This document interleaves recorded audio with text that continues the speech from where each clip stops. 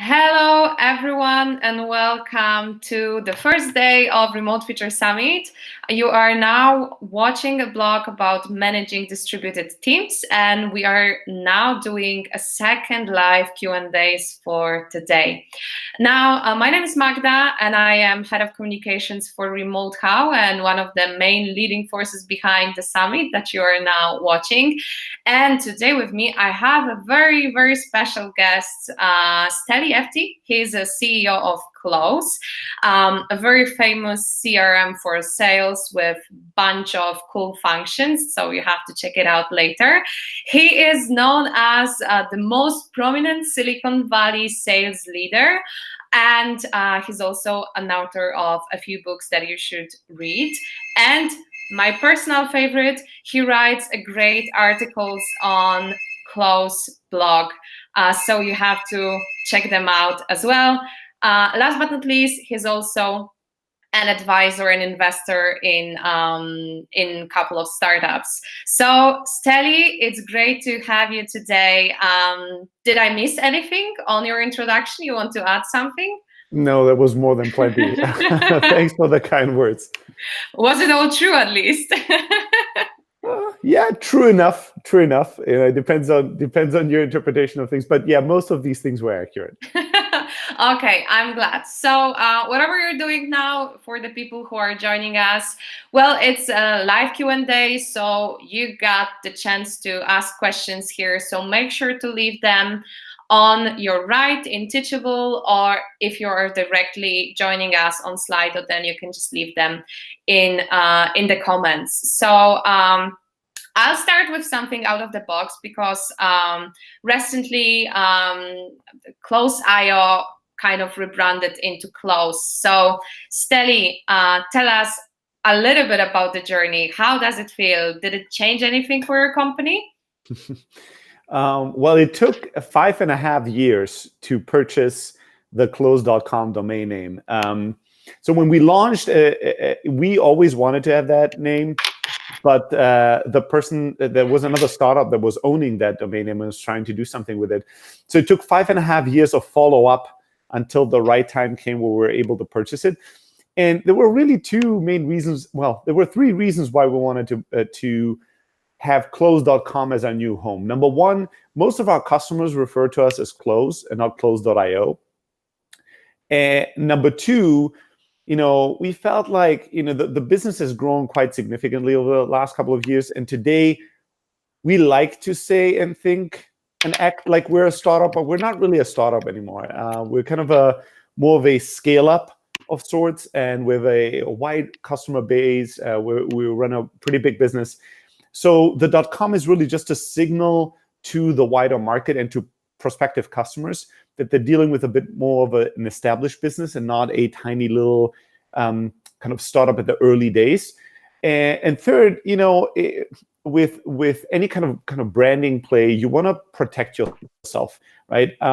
So we wanted to avoid other companies in the space being able to purchase close.com and launching other products around it, and potentially using some of the hard work that we've built to create brand equity, and then utilize them to sell their product and market their services. So those were the three reasons why we bought it. Nothing really changes. It's for about a split of a second, it's a cool moment when now all of a sudden your email address is steli@close.com. You're like, that feels good. But then it's back to business, and we have seen some benefits in terms of the traffic that domain was getting even before, but that was never really the intent. Those three reasons were the main reasons why we purchased that domain. Okay, got it. Now, that's a very recent time. Let's go back to the early days and maybe to you as a person. Tell me a little bit about your story and what led you to sales and marketing. Yeah, so I'm originally from Greece. I was born and raised in Germany, though. And so I always tell people in the US that I am the full European cultural spectrum, right? Germany and Greece don't really mix that well, culturally speaking, at least. And so I dropped out of high school when I was about 18 years old to start a few small businesses back in Germany. And then when I was 23 or so, I decided that I had this idea for a tech company and I wanted to come to Silicon Valley and change the world. And so I sold everything I had. I bought a one-way ticket to San Francisco. And that's now 13 or 14 years ago. So it's been a minute.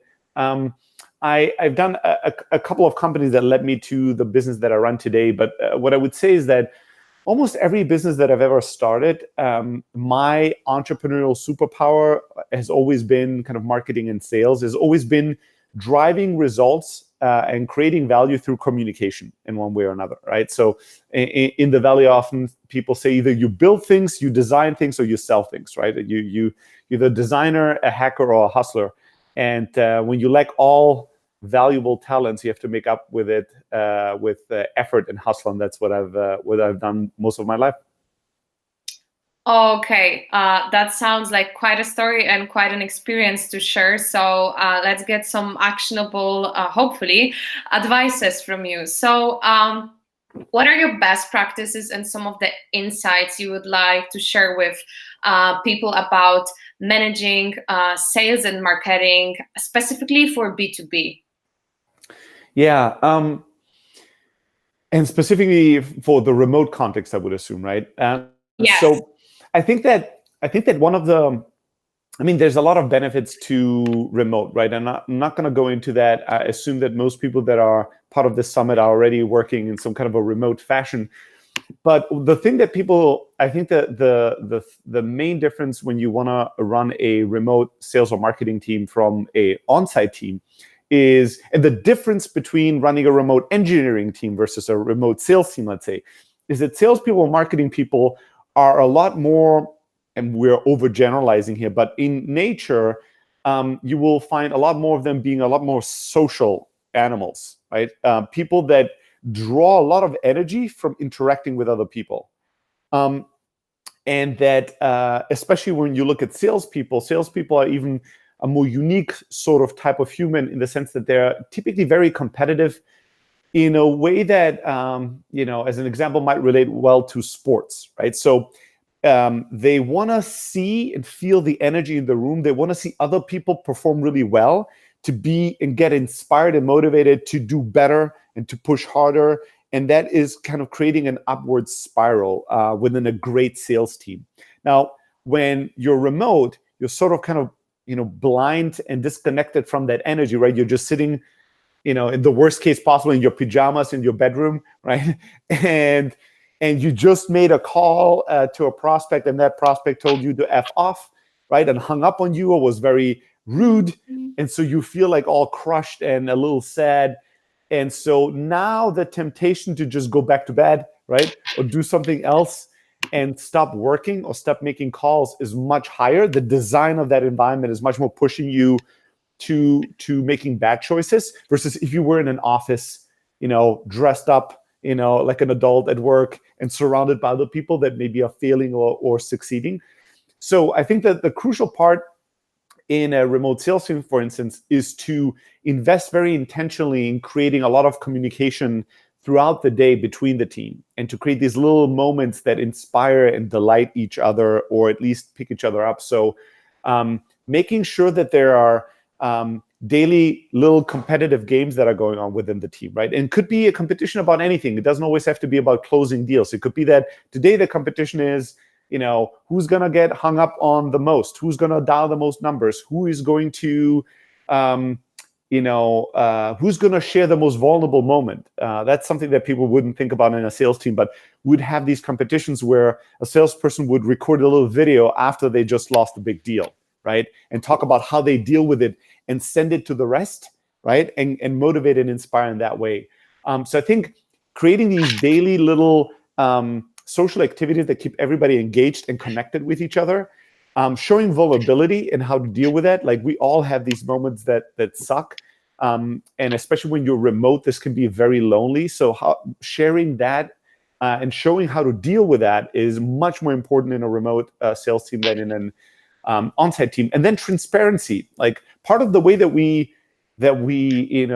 you can have a sales team remotely work really, really well is to use a system that's brutally transparent and shows the work that everybody does every day. And everybody can click and see the number of calls, the emails, the closed deals, can look into conversations, can really get a sense of what everybody else was up to today. Transparency in a small team is really the best forcing function for good performance, right? And for discipline, because nobody wants to obviously be doing less than everybody else. Nobody wants to obviously be falling behind. And you can do that by shaming people, by pointing out that they're not doing well, or you can do it by designing a system that's so transparent that you don't have to shame anything. You don't even have to say anything. It's obvious to everybody in the team who's really doing well and who's slacking off. And that level of transparency can just create the motivation or the discipline for people to be like, I know if I slack off and I don't do my job for a day, everybody else will see it and obviously know. And I don't want that, right? I want to be a team player. I want to do my job. So I'm going to kick myself in the ass and make sure that I do well. Okay, that sounds like a lot of advices to take on. We have people who are already joining in and asking some questions. First of all, big compliments on your jacket. I had to, I had to say that. But obviously, people are interested about team stuff and things we started talking about. So, if you could dig a little bit more into motivation aspect. So, Alex is asking, could you tell more about how do you motivate marketing and sales teams? Yeah. So most of my answers are not going to be popular, right? Because most of my advice is so obvious and so timeless, though, that you won't want to do it, but it's the right thing to do. Like, that's the way that I would frame it. So in this case, here's my biggest hack. And I get this question asked all the time by CEOs that ask me, hey, how do you manage a remote team? How do you trust that these people actually work? How do you trust that they don't slack off? And I always tell them the same thing. You win or lose in the selection process, like in the who you're actually hiring. That's going to make all the difference. My biggest worry is people overworking themselves in our company and not working too little, right? Because the type of people that we hire are workaholics, are people that love their work, that are so passionate and so ambitious that we have to help them not to burn out. We have to help them to take breaks. We have to send reminders for people to take vacations, right? So I would say that the biggest difference you can make, although this sounds like such an obvious thing that you're like, of course, but I see people make this mistake all the time. They make compromises on this. The biggest difference you can have is in the hiring process, hire people that are incredibly self-motivated. If you hire people that need to be motivated and inspired daily, externally from you, and they're not even in the same building as you, right? They're remote, you're just setting yourself up for failure. So we look for a proven track record with people, that they're ambitious, that they're progressing in their career, that they are internally motivated, internally driven to accomplish things and to push things. And we look for people that have displayed and shown that they're disciplined, because discipline is really one of the core things that you need if you want to work remotely and work well. It's not freedom, it's discipline, right? Because when you have so much freedom as a remote worker, if you don't have discipline and you pair kind of lack of discipline with freedom, it leads to catastrophe, right? It leads to people being overwhelmed by everything they could be doing if they wanted to. And so their mood dictates how hard they work or how much they get done. You want people that don't need to be babysit, they don't need to be pushed and motivated every day, and that have shown that they can be very disciplined. And so that's the type of people that we hire, and then inspiring them at times or motivating them on top and creating a good culture and making sure they're healthy and productive individuals. It's so much easier. It doesn't mean that you don't have to still work on it, but that is the biggest and most important thing. I see this all the time, teams hiring people that are good people, but that are not intrinsically driven people, and that are people that lack a bit of discipline. They might be very smart, they might be very funny, they might be very creative, but they are struggling to do the job of sales or marketing well, especially in a remote team where there's no external discipline or forcing function by the work design environment. So the biggest piece of advice that I can give is only hire highly intrinsically motivated people, then everything else is much, much easier. I think you kind of also answered a bunch of other questions, because people were also asking what are the characteristics you would be looking for in a remote sales representatives. So I think we got that covered as well. But there are a bunch of others. So let's get this one.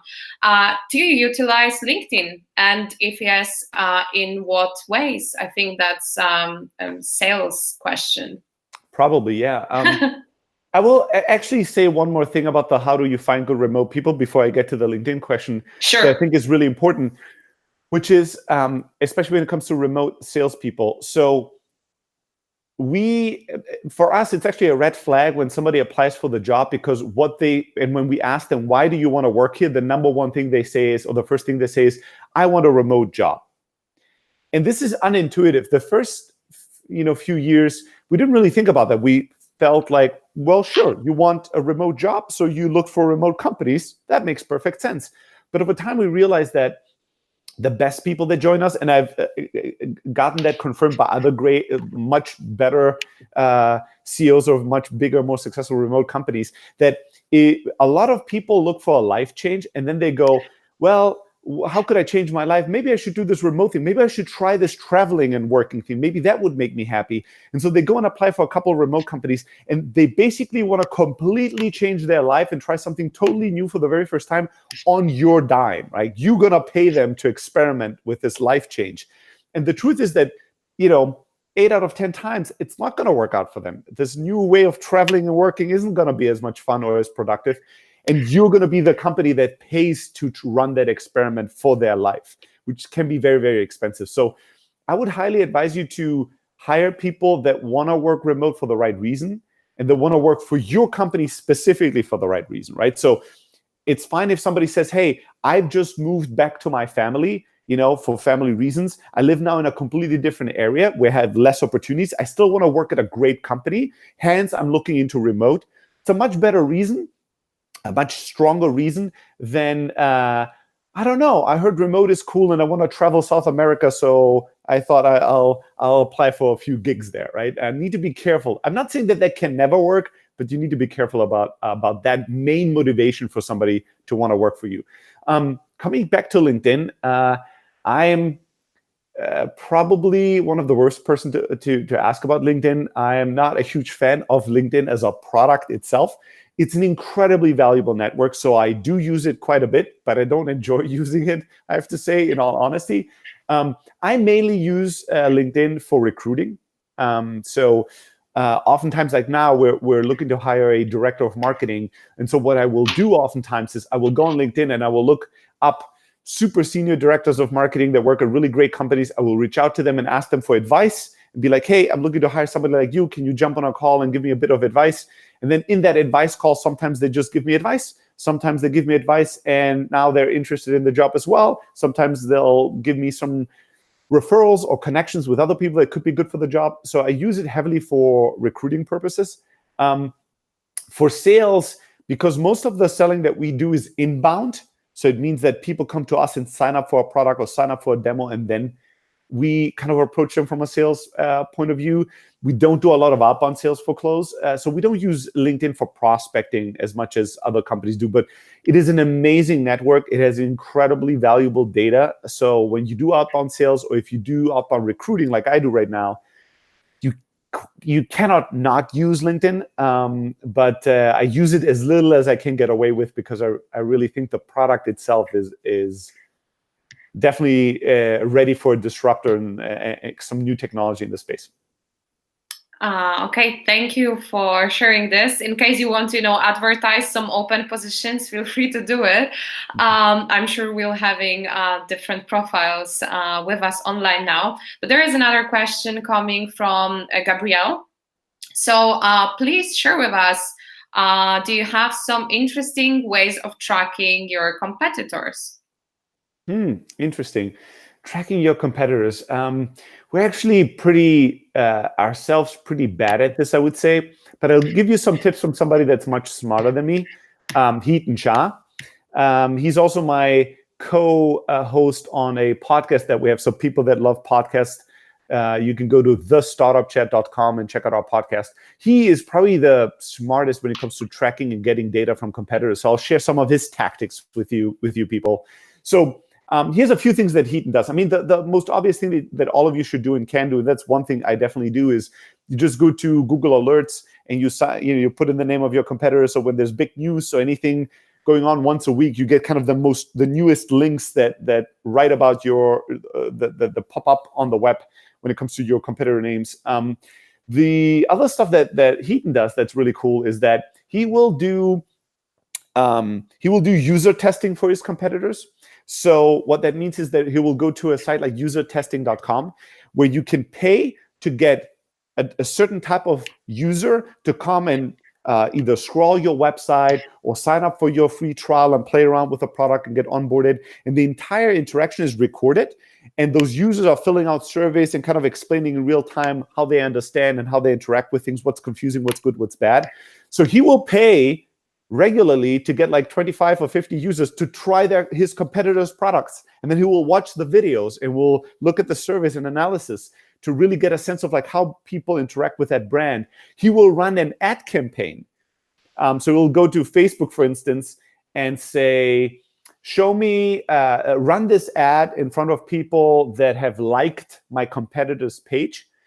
And it's basically an NPS survey with some kind of a GIF that says, hey, you're a Dropbox user, fill out these 4 simple questions and win a $5 Starbucks card or something, right? And so he will, and then the part of that survey is going to be an NPS survey. So he runs an NPS survey, Net Promoter Score survey, on his competitors' products, which is something I've never heard anybody else do ever, right? But it's brilliant. And because he does it fairly regularly, he doesn't just know what's going on today, but he gets these like trends where a year ago, this competitor was really confusing to people and was getting very low scores on this, that, and the other. But now they've improved this and people really like these things. So getting a real pulse of how his competitors are improving and changing and how the sentiment in the market is changing for them. Those are just 2 really brilliant strategies that 2 or 3 of them that he's using. We're still getting set up to do some more of that. We're still culturally as a company so focused on our own customers and our own ideas that we've traditionally not been really focusing that well on our competitors. But those are some tips that I think are super smart to do. Thanks for sharing this and, admitting that, you're not doing everything as a company. I think that's also very cool of you. Now we have a question that is related to what you've mentioned earlier, because you've said that it's good, to have some competition in-house, let's say among sales reps. So the question is, how do you track these things internally? Yeah, so in this case, I'm very biased, but just because I'm biased doesn't mean I'm wrong. We have built a CRM that is focused on inside sales teams and focused or particularly strong for remote sales teams. So we use our own product. We use Close. And Close basically tracks everybody's activity. You can click on anybody's like number of calls today, let's say, and see the list of leads they called, to click into the list of leads and see the conversation that had, the email back and forth, the call notes. So there's full transparency there. And out of the box, Close comes with a leaderboard, for instance, that allows you to see, based on the metrics that you want to set up for yourself, where you rank as a salesperson and where everybody else on the team is on any given day, on any given week or month. So we use Close to track all the sales team's activities and share kind of transparency within it, and also to create that little bit of a competition by having leaderboards that show everybody in the team who's kicking whose ass and who's doing really, really well. That sounds like a great way to measure it. It's good that you're using your own tool in-house.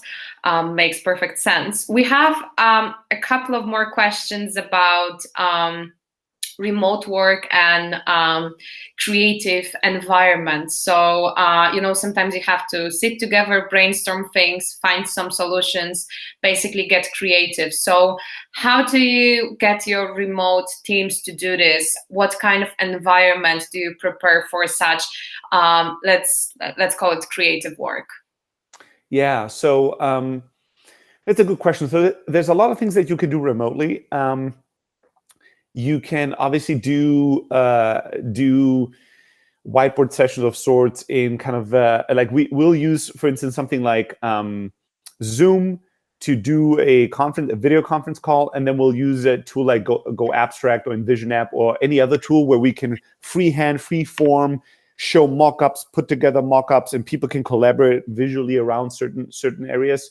That can work really well. But usually in remote work, it's very hard to be completely spontaneous about this. It can happen that you have a moment of creativity and you just ping a coworker on Slack, and that person has also a moment of creativity, and both can like just chat and brainstorm and be creative. But oftentimes that's not the case. You might be creative right now, and I might be kind of knee deep in trying to finish a task, and so I'm not in the space to brainstorm. It's sometimes hard to actually just set up a brainstorm, next week at 9 a.m. and then at 9 a.m. be creative in that very moment. That can be very hard at times. So oftentimes when you do these kind of creative sessions remotely, they need some more prep work. You need to prepare them a lot better. You need to do, some preparation, you and maybe the other two people that you want to involve, in terms of like high-level thoughts and ideas, maybe some first sketches, maybe some challenges. Put all this together, share it in a doc, maybe 2 days before the brainstorming session. And then on the brainstorming session, people have already now a bunch of ideas and some mock-ups and some things, and they've looked at each other's work on a high level. And now creativity can happen much easier, and brainstorming can happen much better than going completely cold into a meeting and expecting, boom, everybody's going to just explode with ideas. The other thing that I'll say is that sometimes the best thing to do is to get together in person, right? So at very important moments, if we launch a super big strategic project, we will actually fly the key stakeholders for like a weekend to a city together, and we'll be like, all right, these 4 or 5 people are working on this super strategic, massive project for us. Let's fly them for 2-3 days. Let's get them all together and have them do some of this whiteboard high-level planning in person. And then they can fly back and start working on this remotely. But sometimes the easiest option, the simplest option, is to actually get people together. And this is another thing that we do, for instance, if we hire a lot of new people in a given team. Let's say we just hire 4 new sales reps on our team. We will actually say, okay, this is such a significant jump that we should do a sales kickoff. And we should try to get, maybe for 2 or 3 days, the entire sales team together to get to know each other, to get those new people onboarded, to build rapport, to do some cool project together. And then everybody flies back home and keeps doing the day-to-day activity. That can make a big difference and can be the appropriate way to set things up. But those 2 methods would be the way that we think about like more creative, more open-ended work that need to happen, more collaborative work that needs to happen between people and between teams. Okay, now I'll turn to people who are watching us. We have time for maybe last 1 or 2 questions. So in case you still haven't asked yours, make sure to ask us, comment either on Teachable or directly on Slido, or upvote the questions that we haven't answered yet. Now, I have a very cool question, which I think will make you do a little bit sales pitch here. So we have one person asking, in what way is Close, your product, different to other CRMs? Yeah, what a beautiful question. I probably paid this person to ask it. So that's a good question. I think that Close is very different in the sense that we are for small and medium-sized teams that focus mainly on sales productivity. So you just want to close more deals. You just want to make your sales team more productive. We've built the best product in this space. Our calling functionality, our email functionality, our SMS, anything that has to do with communication is way ahead of everybody else in the space. Now, where we are bad and weak and where other products are better are if you're an enterprise level company, if the most things that you care about are massive reporting dashboards and massive integrations, and if you care about field sales, so you have, like, let's say you want to go door to door to sell your product, right? And you need a great tablet version or mobile version. Those are the areas where we're not the right tool. We're not the best in class. But for inside sales teams, so sales teams that sell through email, through call, through screen sharing, through SMS, through text, we've built the best product out there. And I'm happy to invite anybody who's listening to this to sign up for a 14-day free trial, and then challenge me if you think I'm wrong. Just shoot me an email at steli@close.com, and I might even give you a good deal because you came from the summit. Okay, I think that's actually a perfect closure, and I'm sure, and I hope, and I'm sure actually, because as a marketing leader myself, I think I've learned a bunch of things listening to you today. So thank you so much for joining us, Steli. I hope you found it fun at least. And to all of the people who are watching, make sure to go to the next keynote, and we will be back with the next Q&A live in 30 minutes. Thank you, Steli. Thank you so much. Have fun, guys. Bye-bye.